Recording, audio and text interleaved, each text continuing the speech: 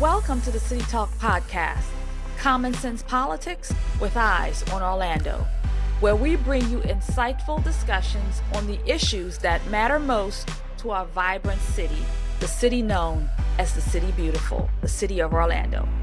I'm your host, Amanya Salas, and today we have a compelling episode lined up that dives deep into the heart of local governance and the future of our city. Joining us today is our guest who has been here locally on the ground doing political work and understand it firsthand. He is no stranger to the challenges and aspirations that comes with stepping up onto the political stage. Please join me in welcoming candidate Randy Ross, a passionate advocate for change and a candidate for City of Orlando Commissioner District 4. Randy Ross is a dedicated community leader and a voice that has echoed across our city for years. Randy's journey into the world of politics was driven by an unwavering belief in the power of fresh perspectives and the need for meaningful change. He previously ran for the City of Orlando seat, same one, ironically, 10 years prior, and he is again going against the same incumbent that he took on all those years ago. He is making a bold statement about the importance of diverse voices in shaping our city's future. As an engaged resident, Randy's experiences navigating the intricacies of local politics has given him a unique and insightful way into this conversation. His commitment to addressing crucial issues such as affordable housing, public safety, and civic engagement has inspired many and reflects his genuine dedication to the betterment of our city. Today, Randy joins us to shed light on the concept of term limits and its impact on local governance. We'll explore the reasons behind his advocacy for change and the significance of term limits in fostering innovation, and how his experience have shaped his vision for a brighter future for Orlando.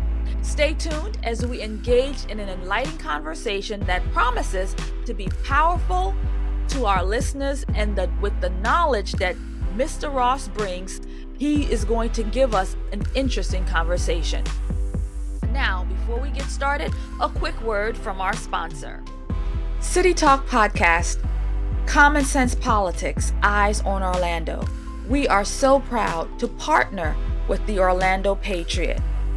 Orlando Patriot is an online store, patriotic merchandise, everything you need, flags, t-shirts, hats, magnets, and more. They have wonderful patriotic merchandise to support all of your causes where you can show off your patriotic spirit. So Orlando Patriot, they are currently offering 30% off on all merchandise. And the coupon code is City Talk. Thank you for joining us on this discovery and dialogue. Let's dive into the heart of this conversation with our guest, Randy Ross.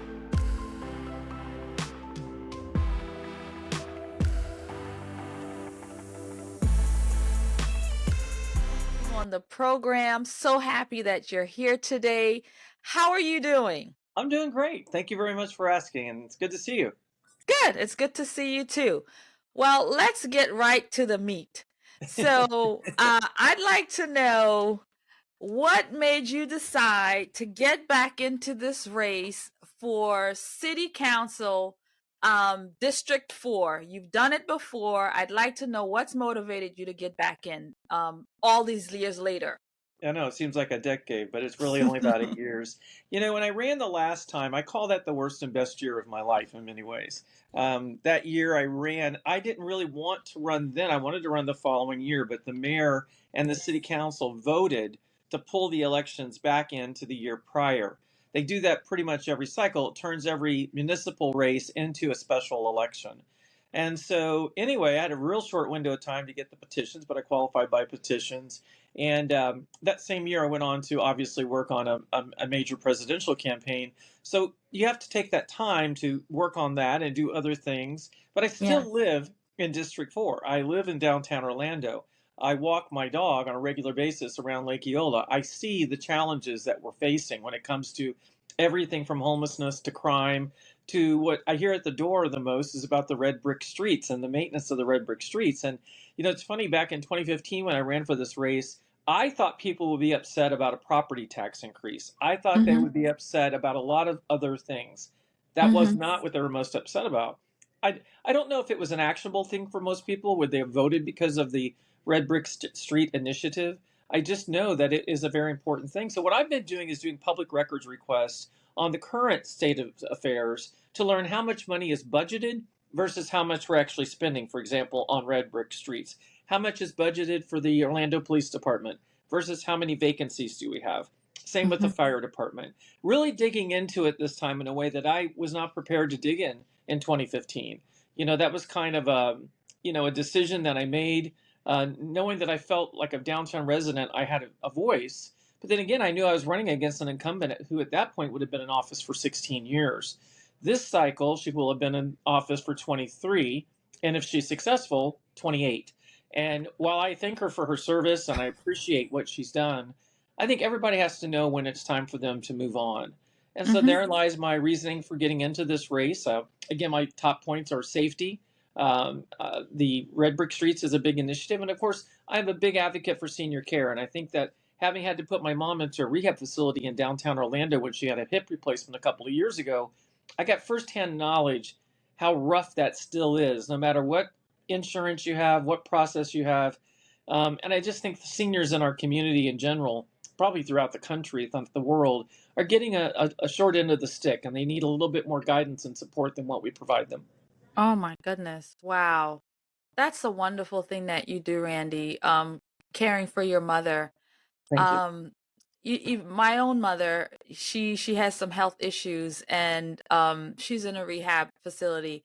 And, it's just sad to think about, the things that she goes through daily, but you're a loving son and you're able to, she's back home in New Jersey. She's not here, but Right. it's just, I can relate in having to care for a parent and the things that they, and I met your mother at your kickoff. She was the sweetest.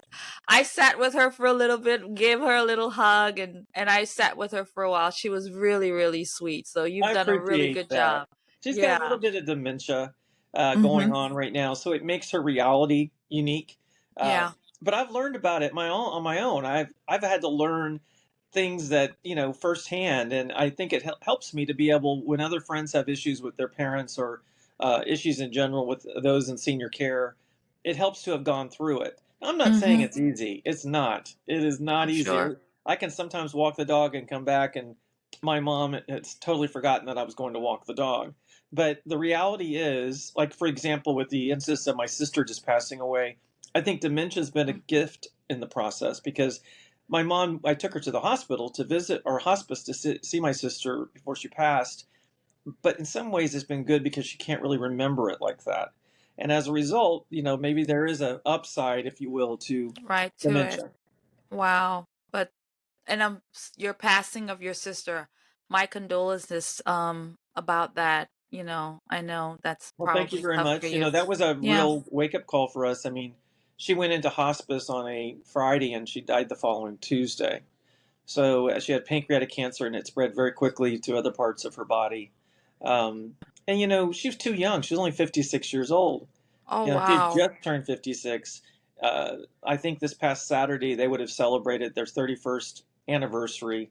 So yeah, there's a lot of things that come along with that. But that's, one of the things I've learned because my sister waited so long to make a decision to move to Florida. That was like the Mhm. retirement plan. And here they move here, and 2 weeks after they get here, she finds out she's dying of cancer.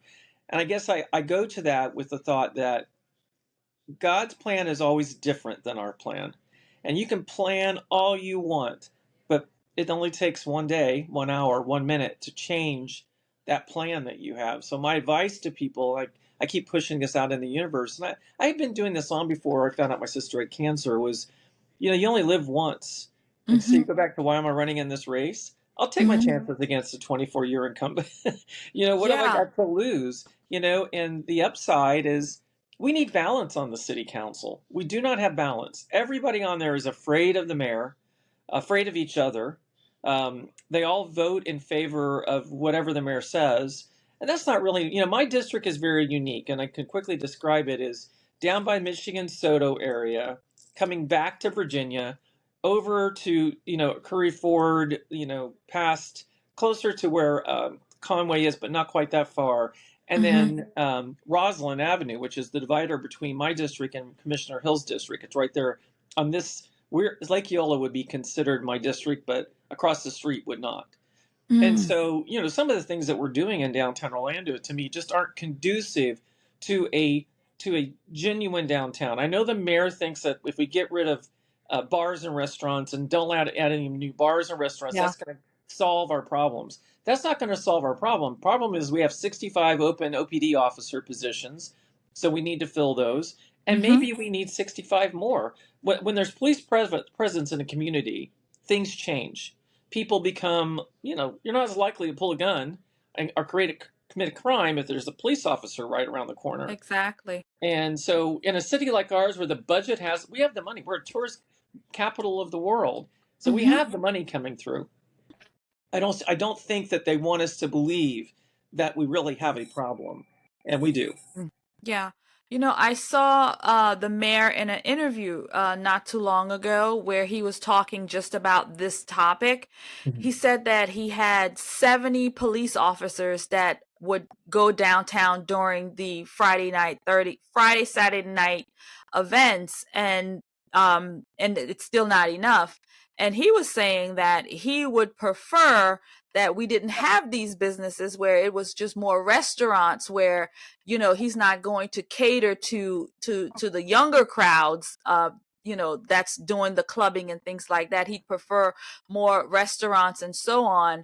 And then I realized that he's also asking them to provide security for their businesses. Like, wait a minute, they're doing business here, the business is booming, the tourists come out here and they want to have a party, they want a party too, so they're coming downtown to do just that.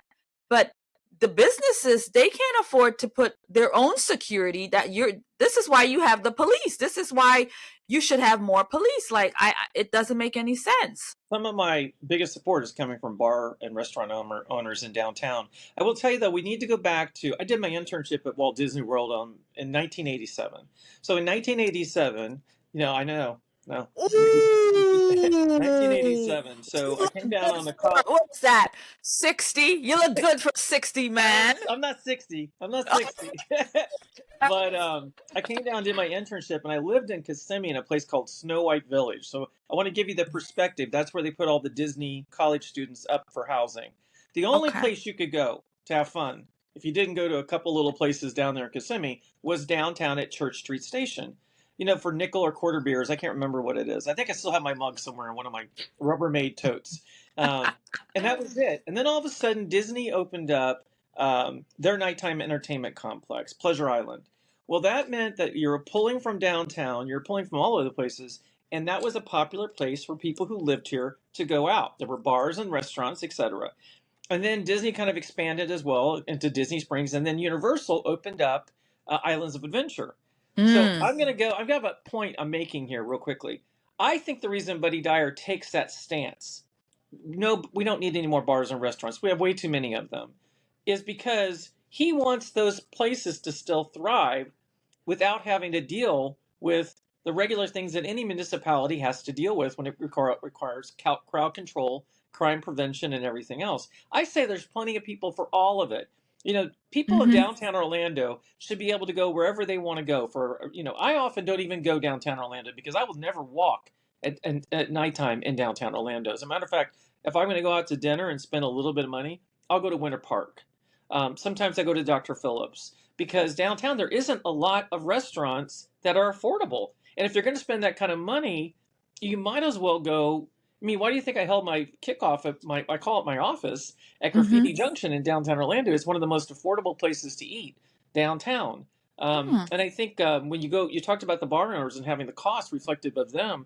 It gets a little bit more complicated than that. What the bar owners are asked to do is to estimate based on their previous sales how many people might be coming in on a particular Friday night to determine how much security they're supposed to have, whether it's one officer, two officers, and each one of those officers could cost $400 or $500 each by the time you paid everything you got to pay. So now you're looking at $1,000 off your gross, to pay for these things. And listen, I'm all about off-duty police officers getting paid. I've hired them for Right. many events over the years. Hired him for many walks and telethons and all these different things. But I also believe our city has a responsibility to some of those costs. And when people come downtown, we shouldn't be deterring capitalism and deterring people having a good time. We should just control it a little bit better.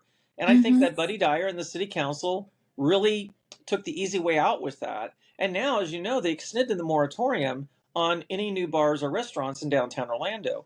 Could it be because they, most of the time you're walking down the sidewalks of downtown, you smell like urine, or you're going around homeless people? Everybody asks me, Randy, what's your solution to homelessness? I can tell you that when I moved here in 1993 permanently, I went through Leadership Orlando in 98, 99, and I remember then going to the Coalition for the Homeless and learning that we see all these homeless people and we think they would love to have another opportunity to get an apartment or to get a new car or to have a job again. That's not necessarily true. As much as 80% of the people who are homeless are okay being homeless. There's another group of people that really want to dig their way out, and those are the ones we can embrace and try to find help for. But, I see more and more homeless in I call District 4 a neighborhood community. We don't have any skyscrapers. We have a few, restaurants and bars, but not a lot. There's just not a lot of activity in this space. You're not going to see all the houses torn down around Lake Davis and skyscrapers built, like what's happening in Lake Ivanhoe and other spaces. So we are truly the only real bedroom community that I think exists in the district, in the city of Orlando limits. And that's really where you have to focus on, is what's going to matter to the people that live here. When I'm out walking, talking to people, knocking on doors, what matters to you here? Now, I will tell you, safety and security is still number one. But fortunately, we don't have the worst problem in District 4. It's just, in general, when you're down by officers, down by first responders, and such, your response time is going to be impacted. And these are the things we have to start thinking about, is that if we keep letting this go, we're going to have bigger and bigger challenges down the road. My slogan, and a lot of people either get it or don't get it, is "Don't San Francisco our Orlando." And it's funny because, I get it, friend. well, you have to bend to San Francisco to get it. You know that the businesses are coming out of there in droves. Retail is leaving. All the things that Buddy Dyer would like to say he wants to attract to downtown are leaving San Francisco because of high crime, etc., throughout that area. So if we allow this to go any further, what are we doing? We're setting ourselves up. We have camping regulations that have been unleashed now, where you're allowed to camp on the sidewalks. That kind of snuck in. So now you go down by the soccer stadium, you'll see 10 or 15 tents. And guess what the penalty is if you're there? We need you to move. What do? They move a block down the street. They wait a week for code enforcement or somebody to come back, and they're asked to move again. And since it's a tent, it's really not that complicated to up and relocate on a regular basis. So we're not really dealing with the issue. No, we're not. I'm seeing a lot of it. Just being out in the community. I recently was downtown, went for brunch at one of the restaurants, and a homeless man was just laid out right there at the property, and the restaurant owner had to come out. And then we had another one who was not sleeping on the ground, but was actively trying to park our vehicle. And we walk into the restaurant, and the owner is like, "No, you can't be harassing people," because he was asking us for money and everything. And for businesses to have to handle and deal with that kind of situation, you're manning off people trying to hassle the customers. That's gonna deter people from coming in. People don't want to see that. They don't want to do that. And I understand that we have a situation, but the mayor and the commissioners really need to figure out, again, don't San Francisco my Orlando, don't New York it, don't Baltimore it, don't Chicago it, don't. There you go. these liberal cities don't do that here in Florida or don't do that here in Orlando because the city is beautiful. It's a great place, community, and so on. And we just don't need that kind of stuff. We need leaders to actually do their job and be leaders and really protect the people and the citizens of our Right. city. Yeah, and I Yeah. think that, nuisance abatement is one of my big issues because I feel like we pass along nuisance abatement to the police and the sheriff like we should. But nuisance abatement, if I report a problem with, a home that's got a drug activity going on, or if I report multiple homeless people sleeping in one area, the action time is so slow. And Mm. as a result, the nuisance either gets moved on its own or we just we tolerate it. We've accepted, and I'm not an unfeeling person. I've been rich and I've been poor, mostly poor, by the way. Oh, So God. I know what it feels like to be wondering how you're going to pay your electric bill, be wondering how you're going to pay Yeah. your rent and everything. So I'm not Yeah. totally not compassionate with that. What I will tell you though, that doesn't mean that we allow the bad behavior on the streets of Orlando. Because, when you go downtown, especially on a weekend, you might see some tourists and they're pretty obvious. They've got Mhm. their Crocs on and their kids in their backpacks and everything. But you don't see a lot of tourists in downtown Orlando. And the answer No. is there's not a lot to come downtown for. Mm. I mean, yeah, we have a farmer's market. That's not really a tourist destination. We've lost all of our retail downtown. We have zero retail. I think we have a candle shop on Summerlin. We Oh. don't have anything that's a real draw. We lost Walgreens downtown. There's a Dollar General down there, but it's above dollar price, so it's more like $5. But that's not retail. Retail is Mhm. going to Winter Park on Park Avenue and seeing these Yeah. really eclectic, cool spaces that maybe you can or can't afford something in, but you still go in and look around, right? Yeah. Retail is a reason. It's a destination, like going to Mount Dora. There are other cities that are our size, like Austin, Texas, San Antonio, Texas. There are other places that are Greenville, North Carolina, or is it South Carolina? Can't remember. It's Carolina. Um, It's Greenville. one of the Carolinas. Yeah. There are places that have eclectic, cool spots downtown.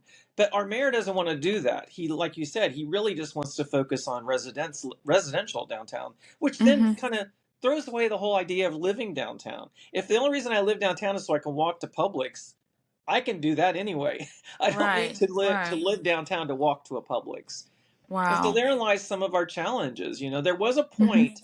I moved downtown in 2003, so I've lived in downtown Orlando in this district for 20 years. There was a point where there was a lot of restaurants trying to get built up below the sanctuary, and there's a couple that come back. They don't last very long. Nothing Mhm. like that lasts very long because in order to pay the rents that are required for those spaces, they've got to charge 20, 25, $30 for an entree.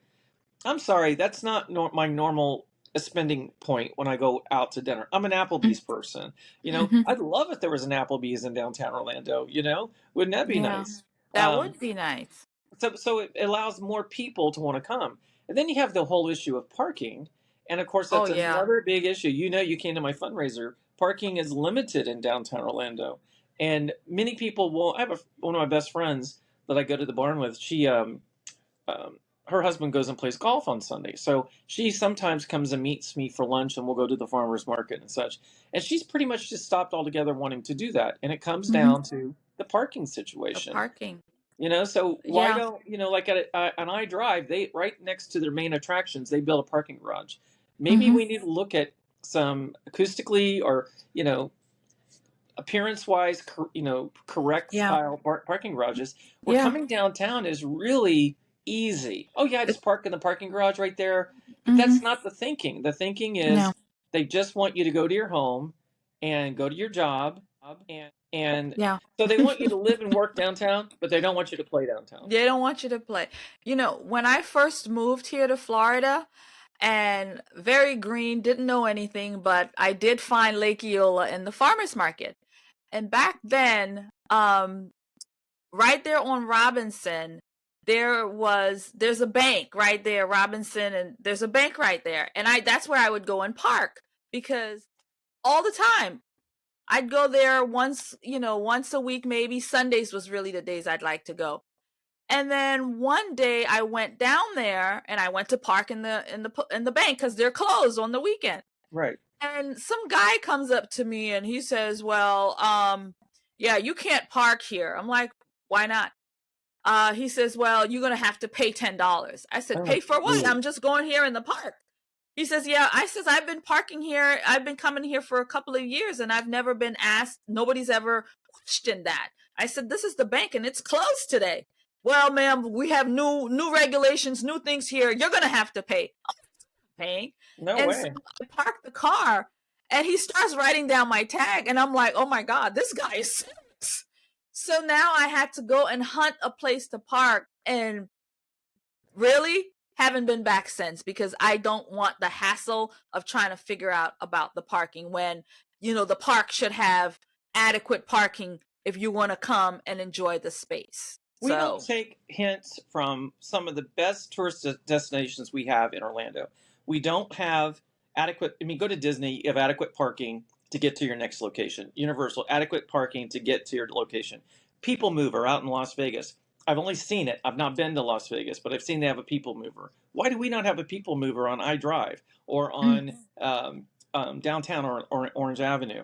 I remember being in a Leadership Orlando class, like I said, in the late 90s, and there was a guy there talking about transportation. I said, I was very naive, right? And I raised my hand. I have a question. I said, why do we not have like monorails like they have at Disney that circle the airport to the theme parks to? And yeah. he kind of chuckled at me, and I go, was that funny? He goes, well, that just won't work in a metropolitan space. And I thought subways all over the country and different in metropolitan areas work. We're not a public transportation city. We would ride a monorail, okay, but we won't necessarily get on a bus. Yeah. Because so many people have access to cars and things like that. And even if you're on I-4, which by the way, I-4 should be so much more swimmingly done right now, right? And it's not. Um, so I think that a lot of people just kind of get to a point where they've just accepted and tolerated. Just like another issue that's very big to me is underneath I-4, as part of the whole I-4 improvement project, I-4 Ultimate, that was supposed to be an entirely developed space. There was going to be a constant food market. There was going to be entertainment things. I mean, all kinds of different things. That all got shoveled during the pandemic. So what the city has come back with, by the way, is that's where they're going to let you park again. That used to be all parking spaces, right? And then they closed them all down to reinvent I-4. And so I might sound like I'm talking out of both sides of my mouth, but what we did is we gave up one thing thinking I'm hoping for something else, and we didn't get it. It's just like the University of Central Florida campus in downtown Orlando. That was being billed as the best next thing that's going to happen for downtown. I don't know if you've driven around there before, but it's like a ghost town. There's no activity really that goes on down there. And I have a feeling that's because Buddy Dyer had vied for the president of UCF job. He wanted to show that he could bring the college to downtown Orlando. He didn't get that job because they said they didn't want a politician. They wanted an academic, which, by the way, I'm a big fan of the current UCF president. And therefore, I think Buddy just kind of said, I'm done with that. So listen, I have a good relationship with Mayor Dyer. I've worked with the mayor's office since 1994 when I launched Inner City Games Orlando, when Mayor Glenda Hood was there. And I don't dislike him.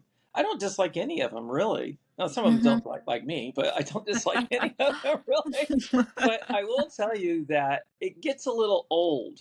I hear that elections are term limits. No, that's not what a term limit is. A term limit has a beginning and an end. That was a question I wanted us to get to. I'm glad you brought it up. Let's talk term limits. It would be one of my priorities because I don't want to be, when I look at some of and I look back to Daisy Lynham, who Regina Hill replaced, 20 years in office. Commissioner Sheehan, 24. Buddy Dyer, 20. There's nothing in the world, I have to give President Trump credit for something he said today. He was talking about one of his opponents saying they only need 4 to 8 years to fix everything. If you can't fix it in 6 months, you may have picked the wrong job to run for. These are not rocket science issues. Do I believe there needs to be a shakeup on the city council? You better believe I do.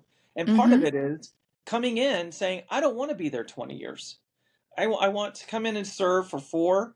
If the voters would decide that they would want me back for another 4, I would do that. and then I'll find something else to do, with my Mm-hmm. life. I don't need, one of the things I talk to some of our mutual friends about is often I think politics is, it's a drug. It's extremely addictive. You wake up thinking about it, you go to sleep thinking about it all day long. It's all the things that could be on a newscast, and it's the things that are political that get your attention, that through Yeah. your social media and everything. I think some of these folks, especially these longer term folks, they just get so comfortable, with the salary. It's the best job they've ever had.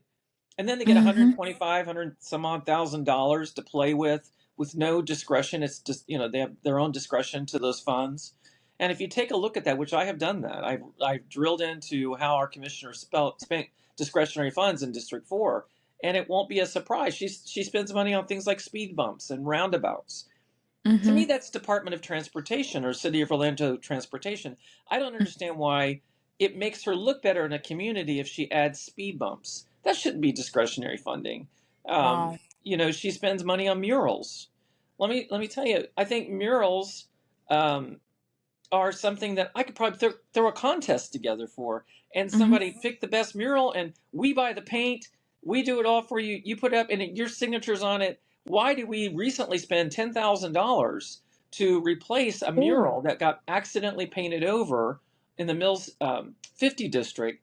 It was Okay. part of the Pulse process, and a gentleman had allowed a mural to be painted on the side of his building that had 49 doves painted. So the background, I believe, was gray with these colorful doves. And so a new owner took over the property, and he the city had been pressuring him to paint and clean up his building. That was coming from the city. That's a very important factor to know. And so he had the building painted and he cleaned up the property. What he didn't know is when he was painting over the property, he was painting over a Pulse, quote unquote, memorial mural. Okay. And so what the commissioner decided to do was for $10,000 pay. And listen, I'm all for art. I'm all for paying artists, but $10,000 is pretty hefty. And the irony is that the mural was recreated differently than the one that was on the wall to begin with. It was a lot more Mm. intense. And I had questions like, what's the long-term fix here? Who maintains this to Mm. perpetuity? What if another building owner takes this over? Takes it over. And so now we can go into the whole issue with the One Pulse Foundation and Pulse. The current commissioner had taken the face of the LGBTQ community on that entire initiative. Whether she sat on the board is somewhat irrelevant. She was the face of the gay community regarding Pulse and everything that was going on around it. Um, Mm-hmm. the irony as well is they've lost all their money. They blew it all on salaries and all these different things. And listen, I'm sure there's a lot more to it than what I will know. I'm sure that the Barbara Palma, who is the owner of Pulse, and others, they had disagreements over the purchase price. But there was a point in time in 2016 when the Pulse tragedy took place that we were reading articles about the city of Orlando and the owners Mm-hmm. debating the purchase price to purchase the building, and eventually got to the point where they could not agree, and Barbara Palma backed out of that process. And it was because our current commissioner and the mayor, they thought she wanted too much money for it. Look at what's happened now. 7 years later, still nothing's happened. They've lost their lease agreement on it. Mm-hmm. So, and the building should have been raised years ago. But you had so many people get involved in that process. Uh, Mm. as a conservative, I was kind of I was looked down upon to be part of any of those discussions, which is something that's silly. Can't say love is love and not let conservatives be part of the process, right? Right. Um, but now Pulse still stands. Mm-hmm. No plan to do anything on that site right now. And now we know we've been driving about it by 7, going to go on 8, 9, 10 years before probably they tear it down. And for what purpose? You know, there are other solutions. Sometimes you got to take the bull by the horns and, hey, we need a solution by this date. I mean, Yeah. think about that building in Altamont Springs, that weird looking building everybody makes fun of, right there by the The mall. eyesore. Eyesore of it. The And the eyesore. reason it got that name is because it took so long to finish it. And now we're looking at Pulse. And I'm also somewhat surprised that the LGBTQ plus community is not outraged more publicly upset with the fact that nothing was done, all that money was spent. There's a communication director making 150,000. The executive director makes over 100,000. Executive director of what? What are they What are you doing? executive directoring? And it's because I think it took so much time. They wanted public input. They wanted victims' family input. They wanted city input. They wanted all these different designs. I think the challenge ultimately became they didn't want to make it a memorial. They wanted to make it a destination for Mm, the LGBT community throughout the world. And I think it could have been accomplished without all the issues that they had going mm, on. And so that's just an opinion. Many won't agree mm, with me, and even if they do agree with me, may not agree with me because it's Randy. But I think one of the things life gives you, your ups and your downs, it gives you common sense. yeah. I Common and sense. common sense. My dad is the most brilliant person I know, but he doesn't have a lot of common sense. Mm, So mm, I think sometimes you have to fail and succeed to be able to get that part of your life together. And that's why I feel like this is the time to do this. It's time to get okay. in there. um, I'm not going to be the person they have to worry about working with, but I might Mm-hmm. be the one asking more questions than I see get asked. I Yes. think that a lot of Yeah. times there's no way these votes are consistently unanimous all the time, either yay or nay. There's just no Um. way. And I Well. think that that's a problem. Well.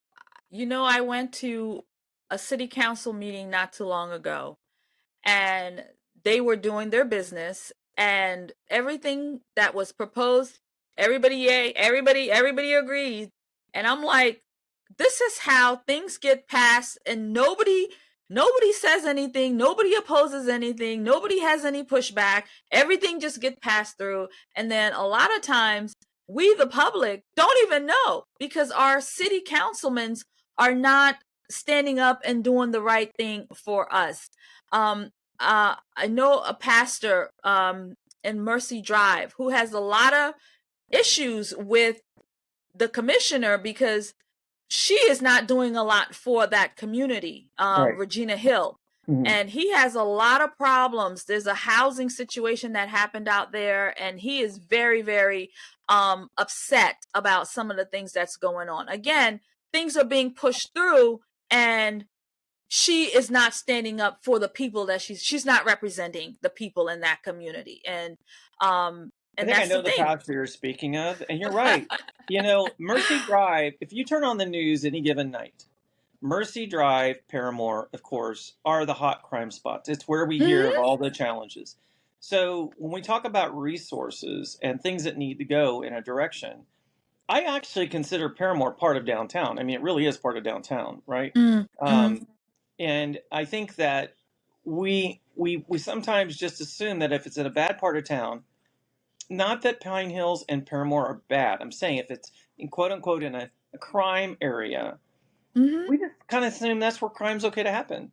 But let me tell you, eventually that crime spills over to Lake Davis and it spills over to Conway and it spills over to all these other different places when they feel like they can get away with it. We had two police officers recently shot by a man out of Miami who had a warrant out for his arrest, which shouldn't have probably ever been out of jail, right? Mhm, mhm. And they run the plates on the car. They see it's stolen. They walk up. He shoots them.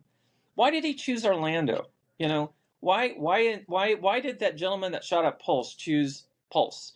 It wasn't because it was a gay club. We know that by now. We know that his wife has testified under oath that he looked at Disney Springs. He looked at a lot of different places. Different That was just places. an easy place to get in and shoot it up and get out. And I think that we need to be a little bit more intuitive and common sense driven in what's going to make the best choices for our city. I do Yeah. like our police chief. I think that he seems to be kind of a no nonsense kind of person, and Mhm, that is important. I don't mhm, know if mhm. would send that same wealth of information regarding the county and surrounding areas, but I do believe that the downtown Orlando police OPD office police chief, he's doing a good job. So it's related to what he has resources to do. He needs Mhm, more. He needs mhm. more police officers. We need more police officers. Our community needs more. Yeah, definitely do. So, with your race right now and the race that you did back then, are the issues similar, or are you seeing new issues that the city is looking at now versus what you were looking at back then? Like I mentioned, the red brick streets is still a big deal. It's on my walk card. It's number Mhm. 3. I know, Safety and I have secure it. Where is it? Safety I and have it. security is, I think, right now the heightened thing for people. They want their yeah, there it is. They want their I families. got Oh, there, both. yeah. They want their families to be safe and their kids safe going to school. Um, they really want that, and they deserve that. Yeah. Personally, I don't know that and I can say this now, and I would never take it back. I'm not quite sure that downtown Orlando right now is the best place to raise a child. I'm not sure I would do that, although Mhm. we got great schools in this district: Boone High School, Blankner Elementary, Howard Middle School, Hillcrest Elementary, Lake Como. I'm saying that they're great schools, but when it comes to safety, that your kids got practice afterwards. Can you ride your bike home? Well, mom, it's going to be dark. Nope, you can't do that. I'll have to make. So Yeah. the thing that I'm noticing most is that kitchen table things. First of all, there's only so much a city councilman has the right and opportunity to work within.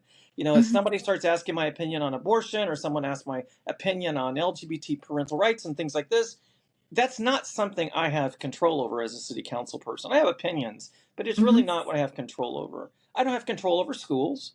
We can make sure that we have safer roads going to those schools and things like that. But Right. I think Mhm. sometimes people just, if you're running for office or you're an elected official, you can fix everything. That's not necessarily the way it works.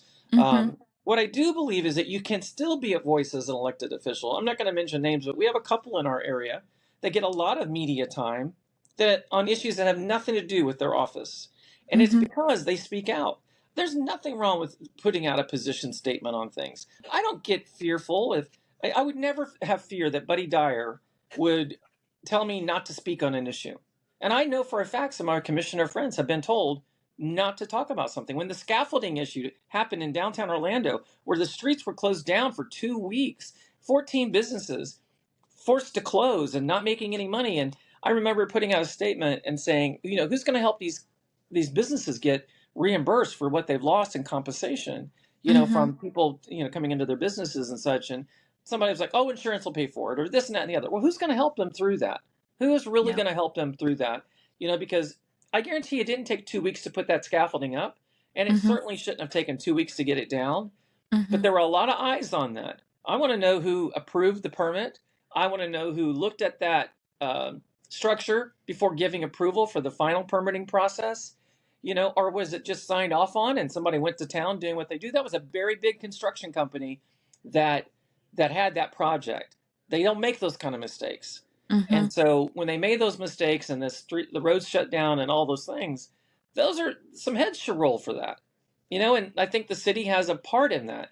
I don't know, like I said, I'm not sure who the blame goes after. Obviously, after the contractor that was putting it up, but Mhm. you have to also wonder who gave all the initial approvals to get it Mm. to where it was, and Well, what are we it going has to do to go through differently in the the city, the future? council, right? It would have to go through the council, wouldn't I it? would imagine it was on a consent agenda, just like any permit, whether you're doing a walk or building something, whatever. And so you're assuming that the staff has done all their work behind the scenes, meaning Mhm. that they have sought proper plans, permitting, et cetera, whatever. And then by the time it comes on the consent agenda, that's why it's sometimes looked at when you see a meeting. Most of that work is supposed to happen behind the scenes. We're not supposed to drudge every little detail out in a meeting. Mhm. However, there are things that probably require a little bit more time and are time sensitive. And something like this, we now know maybe in the future, the code enforcement or the folks that issue the permits need to have a presentation. We're getting ready to issue. Orlando's not that big. I mean, it's Right. wide, but it's not that big. If we're going to do something so major, right on a major street in downtown Orlando. I mean, in New York City, there's those things going up all the scaffolding going up all the time. It's pretty Yeah. much par for the course. It's part of it. Yeah, I mean, you're walking under a scaffolding all the time. It's just what you It's do. normal. It's normal.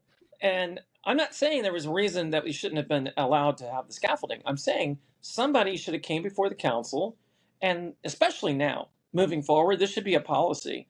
If we're going to issue any type of permits on outside building, infrastructure, or changing or cosmetic issues or whatever they were doing, it needs to come before council, or at least Hmm. before some type of committee outside of the department that wants to say yes to it, so that we Yeah. get an opportunity to really understand, is this making sense? Like, I'm Hmm. sure at this point there are some people that think that, now that Pulse does not have a permit to operate, and therefore is not really supposed to be putting security on the property. I've driven by there a few times. I don't see security anymore. So it's a matter of time before somebody vandalizes it.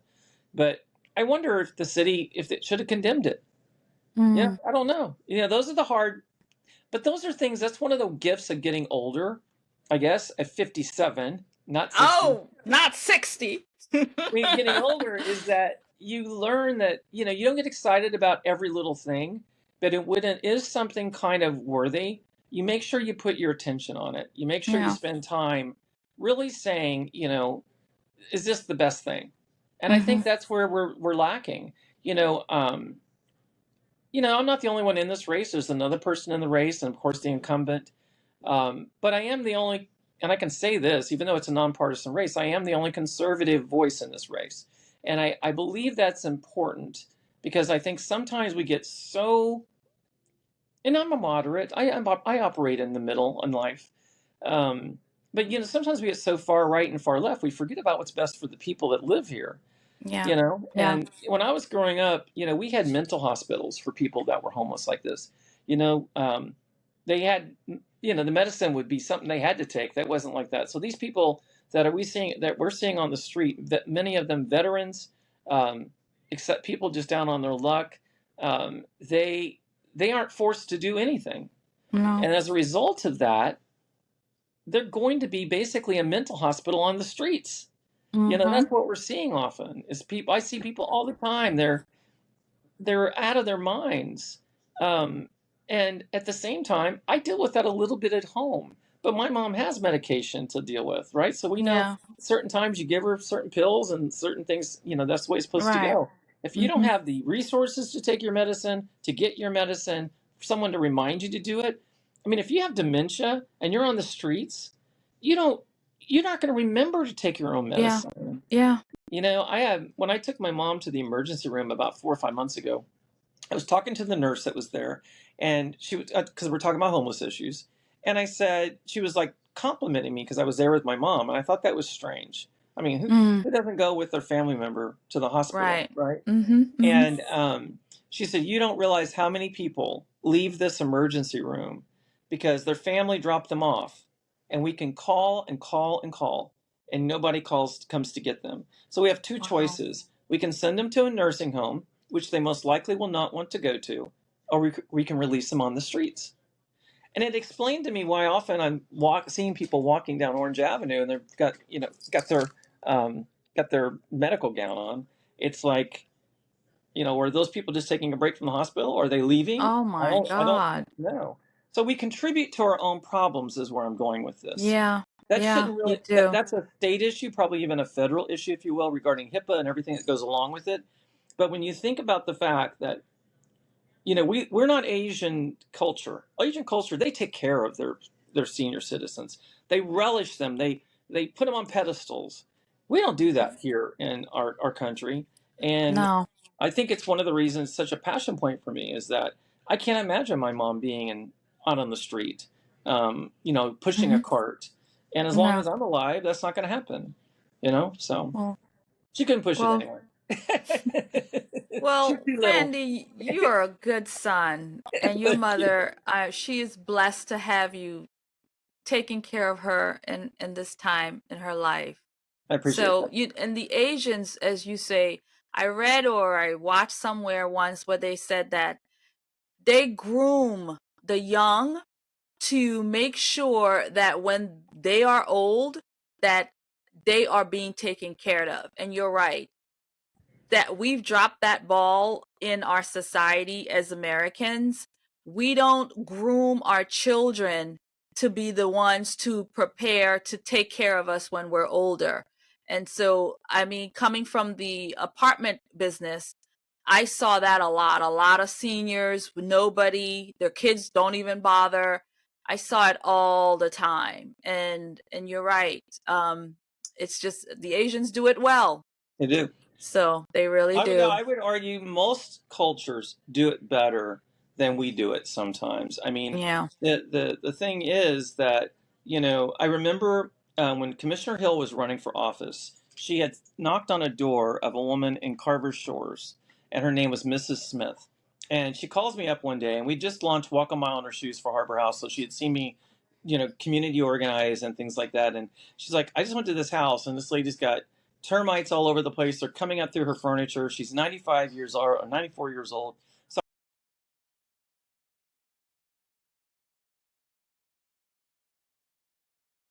I lost your mic there. I don't know.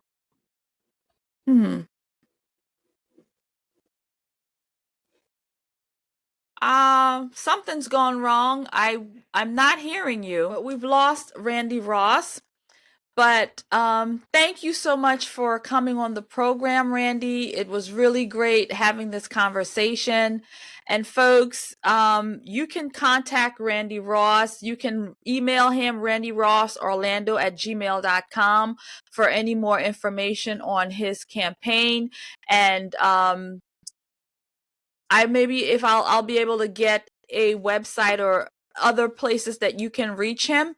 And so this way, if you'd like to donate or door knock for him, do any kind of canvassing for his campaign, I'm sure he would appreciate that. And it's Randy Ross for city councilman. For watching and listening to the podcast today, Randy Ross running for commissioner. We thank him for his service and everything that he's doing for this country. So again, check out all of our socials, Facebook, actually we don't have an Instagram yet. I didn't do that. I did a Twitter.